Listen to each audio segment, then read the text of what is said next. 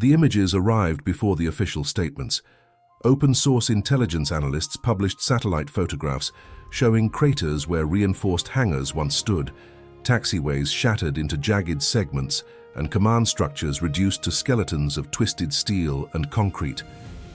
In less than 48 hours, the military infrastructure that the United States had taken over 3 decades to build in the Persian Gulf, the very same that sustained every American operation in the Middle East since the 1991 Gulf War, exhibited wounds that no Pentagon spokesperson could minimize on camera.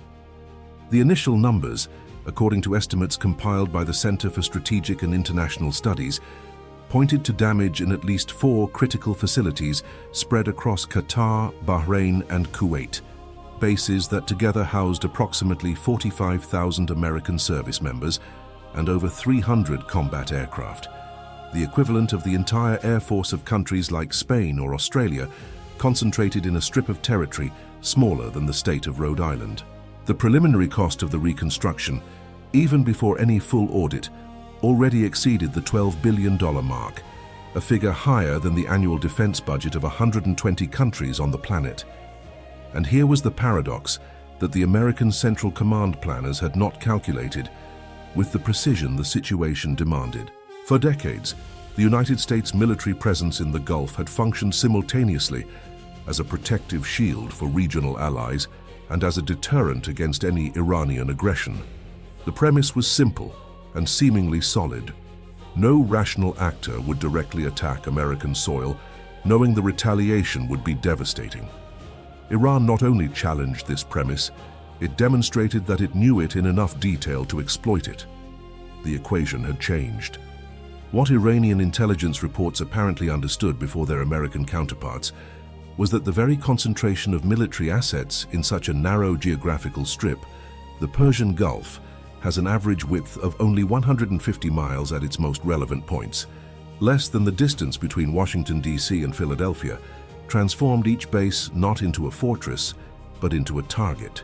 Medium-range ballistic missiles like the Fateh 110 and the Emad, with ranges between roughly 200 and 1,000 miles, covered every inch of those facilities from mobile launchers positioned deep inside Iranian territory. Protected by the Zagros mountain ranges, natural formations that act as geological shields against preemptive airstrikes. But the true impact of this operation went far beyond the numbers on the battlefield. Step back for a moment and look at the economic picture.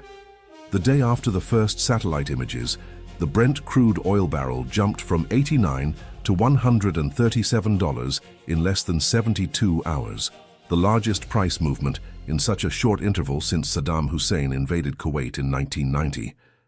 Maritime insurers raised risk premiums for ships transiting the Strait of Hormuz by 400%, according to data from Lloyd's of London.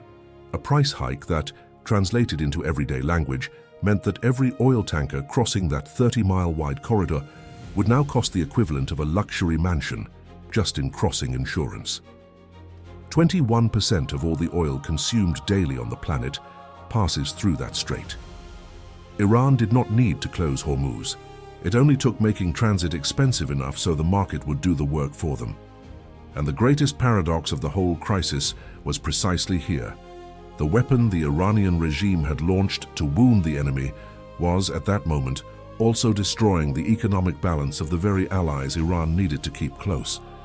China and India, the 2 largest buyers of discounted Iranian oil, responsible for absorbing together about 80% of Tehran's crude exports, were now facing logistical and insurance costs that eroded precisely the financial advantage that made Iranian oil attractive. Every additional dollar in the Hormuz risk premium was $1 less in the discount margin that sustained the Ayatollah's regime's main financial artery. The paradox had come full circle. In the shadow of this monumental strategic error, there was an actor watching everything with calculated satisfaction. And here was the actor the headlines were not mentioning as often as the data deserved: Russia.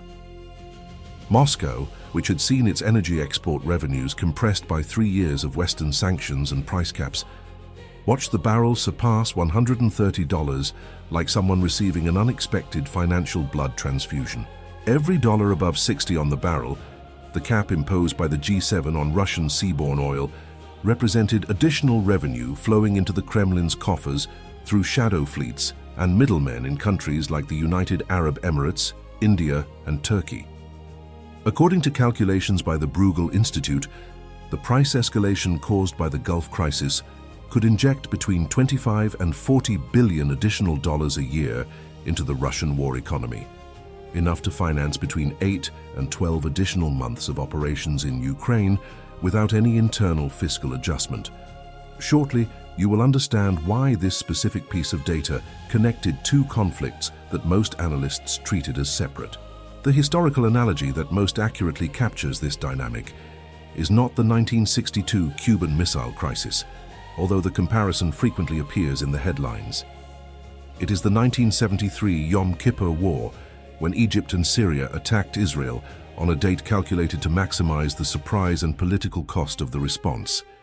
On that occasion, just as now, the power that thought itself unassailable discovered that the predictability of its defensive routines had become its greatest strategic vulnerability. In October 1973, the Arab oil embargo that followed the war quadrupled the price of the barrel and redrew global energy geopolitics for a decade. In May 2026, the Gulf crisis required no embargo at all. The chaos itself was enough to produce an equivalent effect. But there was a layer we had not touched on yet, and it completely changes the nature of this analysis. General John Miller, former CENTCOM commander and one of the architects of the American force posture in the Gulf, had warned in a testimony to the American Congress, according to records from the Senate Armed Services Committee, that the concentration of military assets in fixed bases within range of the Iranian arsenal represented what he called an unacceptable asymmetric risk, a situation where the cost of attacking was dramatically lower than the cost of defending. Miller, an officer with over 35 years of service and 2 tours in the Middle East theater of operations, was not an ideological critic of the American presence in the region. He was the man who had commanded it. This general is not the emotional protagonist of this analysis. He is the investigative coordinate of what the American defense system ignored, or chose to ignore, until satellite images turned the academic debate into concrete ruin.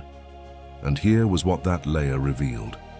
The cost of each Iranian ballistic missile used in the attacks was estimated, according to analyses by the International Institute for Strategic Studies in London, between $500,000 and $2 million per unit.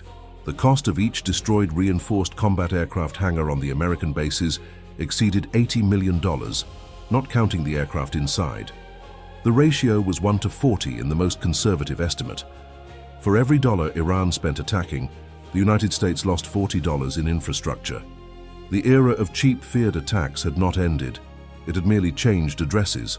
Pull the camera back, and what appears is a different picture from what the headlines were showing. This was not just a bilateral crisis between Washington and Tehran. It was the first real test of who controls the energy arteries of the 21st century. And the outcome of this test will redraw the global power map for decades.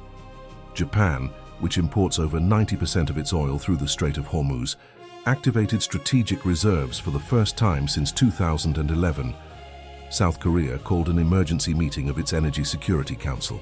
The European Union, still absorbing the shock of the partial decoupling from Russian gas, now faced the possibility of simultaneously losing its second source of supply, the Gulf fields that had replaced part of the dependence on Moscow. And here was what that detail about Russia changed. The war in Ukraine and the Gulf crisis, treated for months as distinct conflicts in newscasts and think tank reports, revealed themselves at that moment as complementary faces of the same fracture in the global security system. The oil that became more expensive because of Iran financed the war machine that NATO was trying to strangle in Eastern Europe. Every Iranian missile that struck American concrete in Qatar indirectly bought Russian ammunition in the Donbass. Russia cannot sustain this bleeding indefinitely, and the end of this period will determine the future, not of one country, but of all of Europe. But as long as the barrel remained above $100, Moscow's clock gained months that Western sanctions had tried to subtract. And then we arrive at the question no analyst was answering clearly enough. If the fixed bases in the Gulf had proven vulnerable to an arsenal that Iran expanded every year. American estimates indicated a stockpile of over 3,000 ballistic missiles, the largest in the Middle East. Washington's strategic choice narrowed to two options, both with colossal costs. The first, retaliate with enough force to destroy the Iranian launch capacity, risking a regional war that would involve Hezbollah, the Houthis, and potentially close Hormuz entirely, a scenario that the United States Energy Information Administration estimated could push the barrel above $200. The second, redeploy the military presence to positions out of Iranian range, Diego Garcia, Indian Ocean bases, open sea fleets, accepting that the era of American power projection from fixed soil in the Gulf had ended. Every additional day was another day of pressure on the countries that most needed that resource, and that would create pressure on Washington that the White House sooner or later would not be able to ignore. What the satellite images showed the world that May week was not just broken concrete and twisted metal. It was the end of a security architecture that had sustained the global energy order for over 30 years. An architecture built on the premise that no adversary would dare attack it directly. Iran not only dared, it demonstrated that the cost of daring was manageable, while the cost of being hit was catastrophic.